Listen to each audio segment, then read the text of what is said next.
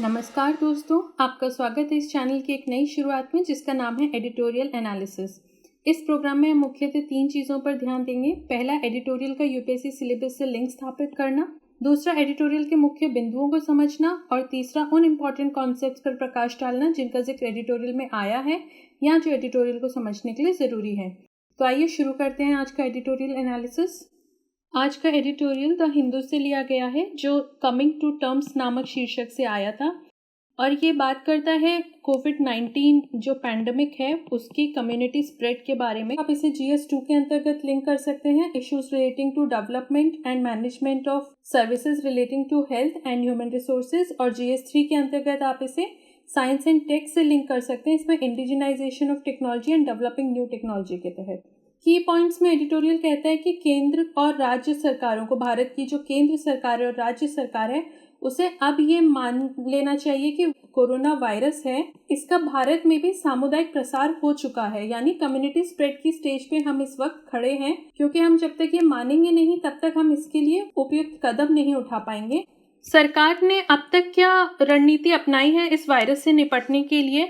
28 मार्च की शुरुआत को अगर देखें तो स्वास्थ्य मंत्रालय ने ये माना था कि भारत में जो ये कोविड-19 है या कोरोना वायरस है, इसका कम्युनिटी ट्रांसमिशन शुरू हो गया है, लेकिन बहुत लिमिटेड है, बहुत सीमित है और अभी तक उस स्तर पे नहीं हुआ है जैसा कि हम बाकी देशों में, जैसे कि चाइना, इटली, स्पेन में देख रहे थे उस वक्त, वैसा नहीं है। फिर 9 अप्रैल को एक पत्रिका में ICMR यानी Indian council of medical research और हेल्थ मिनिस्ट्री के जो साइंटिस्ट हैं, उन्होंने 15 राज्यों के 36 जिलों में सामुदायिक प्रसारण की बात को माना था और उसके साक्ष्य भी प्रदान किए थे, लेकिन फिर भी सिर्फ 15 राज्य के 36 जिलों में उन्होंने इस बात पे हामी भरी थी कि यहाँ पे कम्युनिटी ट्रांसमिशन जो है, सामुदायिक प्रसारण कोरोना वायरस का, वो हो चुका है। अलावा सीवियर एक्यूट रेस्पिरेटरी इन्फेक्शन वाले मरीजों के जब कम्युनिटी सर्विलांस किया गया यानी सामुदायिक संचरण, तो ये पाया गया कि जिन लोगों को वायरस के लिए पॉजिटिव पाया गया था उनमें से 102 में से 40 की कोई ट्रैवल हिस्ट्री नहीं थी। यानी जब हमने टोटल पेशेंट्स का जो सारी नामक बीमारी से ग्रस्त थे उनका जब सर्विलांस किया है तो उनमें से 102 पॉजिटिव निकले और इनमें से जो 40 लोग थे उनकी कोई ट्रैवल हिस्ट्री नहीं निकली। इसका अर्थ सिर्फ ये निकलता है कि कम्युनिटी ट्रांसमिशन स्टेज पे भारत उस वक्त था। इसके अलावा जो बाकी 59 सारी मरीज थे उनका विवरण डेटा उपलब्ध नहीं था, तो इनके बारे में कुछ कमेंट नहीं किया जा सकता, लेकिन ये जो डेटा है इससे ये साफ पता चलता है कि इंडिया जो है वो कम्युनिटी ट्रांसमिशन की स्टेज पे बहुत पहले पहुंच चुका है। सीवियर एक्यूट रेस्पिरेटरी इन्फेक्शन को कहते हैं और रेस्पिरेटरी सिस्टम की बीमारी होती है। इसके सिम्टम्स होते हैं कि एकदम से आपको फीवर होगा, कफ होगा और सांस लेने में दिक्कत होगी। तो ये सारे सिम्टम्स जो हैं सीवियर एक्यूट रेस्पिरेटरी इन्फेक्शन के, ये कोरोना जैसे ही हैं। इसीलिए कई बार डॉक्टर्स और खुद मरीज कंफ्यूज रहते हैं कि वो कोरोना पॉजिटिव हैं या सिर्फ वो सारी से इन्फेक्टेड हैं। इस साक्ष्य के बावजूद ICMR ने लगातार ये कहा कि वायरस का कम्युनिटी ट्रांसमिशन नहीं हुआ है। 5 मई को अगर हम देखें तो भारत में जो कोरोना के मामले थे उनकी संख्या 47,000 के करीब थी। उस वक्त भी हमारे जो हेल्थ मिनिस्टर थे उन्होंने ये कहा कि भारत का जो स्टेज है इस वक्त कोरोना फैलने की, वो स्टेज 3 पर नहीं है। स्टेज 3 यानी अभी भी हम कम्युनिटी ट्रांसमिशन स्टेज पे नहीं आए हैं और अभी भी हम स्टेज 1 और 2 पे ही हैं। अभी तक सरकार ने कभी भी ऐसे मामलों के बारे में कोई दुराव छुपाव नहीं रखा है जिनकी सीधे सीधे तौर पर ट्रैवल हिस्ट्री के लिंक थे या वो किसी ज्ञात कोरोना पॉजिटिव पेशेंट के संपर्क में आए थे। फिर सामुदायिक प्रसारण के बारे में सरकार क्यों इतनी चुप्पी बरत रही है? इसके पीछे के कारण अगर देखा जाए तो बहुत ही अजीब बात है, बहुत आश्चर्य वाली बात है, क्योंकि अब तक संक्रमण के 63,500 केसेस के ऊपर हो चुके हैं भारत में। और क्योंकि हमें पता है कि कोरोना जो है वो एयर ड्रॉपलेट्स, यानी जब आप खांसते छींकते हो तो उसकी वजह से जो ड्रॉपलेट्स बनती हैं उससे फैलता है, या अगर आप किसी ऐसे सरफेस के संपर्क में आते हो जहाँ पे ऐसी ड्रॉपलेट्स मौजूद हैं तो उसकी वजह से फैलता है। तो अगर हम ये मानने को तैयार नहीं है कि इंडिया में कम्युनिटी ट्रांसमिशन की स्टेज पे हम खड़े हैं, तो हमें इसके जो फैलने के तरीके हैं उसके बचाव में भी उस तरह से सावधानी बरतने में देर लगेगी। और यहीं पे सरकार की ये चुप्पी जो है वो आश्चर्यचकित करने वाली है। भारत में 60,000 के ऊपर केसेस हैं, भारत फिर भी नहीं मान रहा है कि कम्युनिटी ट्रांसमिशन हो चुका है, जबकि इसको आप अमेरिका से अगर कंपेयर करो तो 26 फरवरी को जब अमेरिका में सिर्फ 60 मामले आए थे और कैलिफोर्निया में पहला ऐसा मामला जब आया अमेरिका में जहां पे एक कोरोना पॉजिटिव पेशेंट पाया गया जिसकी कोई ट्रैवल हिस्ट्री नहीं थी और कोरोना पॉजिटिव पेशेंट के संपर्क में डायरेक्ट कांटेक्ट में आने की भी कोई हिस्ट्री नहीं थी, तो अमेरिका ने जरूर ये मान लिया था कि उनका देश जो है वो कम्युनिटी ट्रांसमिशन की स्टेज पे आ गया है, जो कि स्टेज 3 है। क्या संभावित कारण हो सकते हैं सरकार की इस चुप्पी के? भारत सरकार द्वारा सामुदायिक संक्रमण की जल्दी पुष्टि न करने का एक कारण हो सकता है कि इससे समुदाय में परीक्षण का विस्तार करने की मजबूरी हो, क्योंकि अगर आप ये मान लोगे कि कम्युनिटी ट्रांसमिशन हो गया है तो आपको उस लेवल की टेस्टिंग भी करनी पड़ेगी, क्योंकि फिर लोग पूछेंगे कि अगर कम्युनिटी ट्रांसमिशन हो गया है भारत में तो हम इतने टेस्ट क्यों नहीं कर रहे। लेकिन कुछ समय पहले तक भारत के पास इतनी बड़ी संख्या में परीक्षण करने की क्षमता नहीं थी, क्योंकि हमारे पास टेस्ट किट्स अवेलेबल नहीं थे जो हम डिप्लॉय कर सके हर किसी के परीक्षण में। तो सरकार बस उन लोगों के परीक्षण की अनुमति देती थी जिनके सिम्टम्स होते थे या जिनकी कोई ट्रैवल हिस्ट्री होती थी या वो कोरोना पॉजिटिव पेशेंट के संपर्क में आए होते थे। अब क्योंकि हम 60,000 को पार कर चुके हैं, इतने केसेस हो चुके हैं भारत में और हमारे पास बहुत अलग अलग तरीके के प्रमाण इस वक्त हमारे सामने हैं जिससे ये पता चल सके कि कम्युनिटी ट्रांसमिशन है भारत में, तो सरकार को अब इनकार नहीं करना चाहिए, क्योंकि सामने दिखते हुए भी अगर सरकार इनकार करती है तो ये सिर्फ जनता का भरोसा सरकार पे कम करता है। हाल ही में सरकार ने एक निर्णय लिया है जिसके तहत सरकार ने बोला है कि 75 हॉटस्पॉट डिस्ट्रिक्ट्स जो हैं भारत में उनमें हम रिसर्च करेंगे और ये पता लगाने की कोशिश करेंगे कि भारत में जो संक्रमण की स्थिति है वो क्या है, कम्युनिटी ट्रांसमिशन जो है वो असल में हो रहा है या नहीं, और अगर हो रहा है तो इसका कितना स्प्रेड है और इससे कितने लोग प्रभावित हैं कम्युनिटी में अब तक। और ये जो डिसीजन लिया है गवर्नमेंट ने ये काफ़ी एनकरेजिंग है, बहुत अच्छा डिसीजन है, क्योंकि तभी हम इससे निजात पा सकेंगे अगर हमें पता हो कि हम कितने खतरे में हैं। रैपिड एंटीबॉडी टेस्ट जो है पहले जो डिप्लॉय कर रही थी सरकार, जिसके तहत हम चेक करते थे कि कौन कोरोना पॉजिटिव है, उसमें बहुत सारे टेस्ट जो हैं वो फॉल्स पॉजिटिव आए और बहुत सारे फॉल्स नेगेटिव आए, तो उसकी रिलायबिलिटी बहुत कम हो गई है। फॉल्स नेगेटिव टेस्ट का मतलब होता है कि ऐसे कोरोना पेशेंट पे जब टेस्ट किया गया जिसका पहले से पता था कि उसको कोरोना है, लेकिन जब टेस्ट किया गया तो उसका जो रिजल्ट है वो नेगेटिव आया। तो जब पता है, कंफर्म है कि ये पेशेंट पॉजिटिव है और रिजल्ट फिर भी रैपिड एंटीबॉडी टेस्ट से जब नेगेटिव आता है तो इसे कहेंगे फॉल्स नेगेटिव। और इसी तरह अगर किसी को कोरोना नहीं है और उसका टेस्ट पॉजिटिव आता है तो उसे कहेंगे फॉल्स पॉजिटिव। तो ऐसे जब बहुत ज़्यादा मामले सामने आए तो सरकार ने रैपिड एंटीबॉडी टेस्ट किट्स जो हैं वो भी छोड़ दी और इसकी रिलायबिलिटी पे सरकार को शंका होने लगी, तो इसीलिए अब हम इलाइजा टेस्ट की तरफ बढ़ गए हैं। इसके बारे में हम डिटेल में की कॉन्सेप्ट्स में देखेंगे। बेसिकली इलाइजा जो है वो जब भी हमारे शरीर में इन्फेक्शन होता है तो हमारा शरीर एंटीबॉडीज़ तैयार करता है उस इन्फेक्शन से लड़ने के लिए।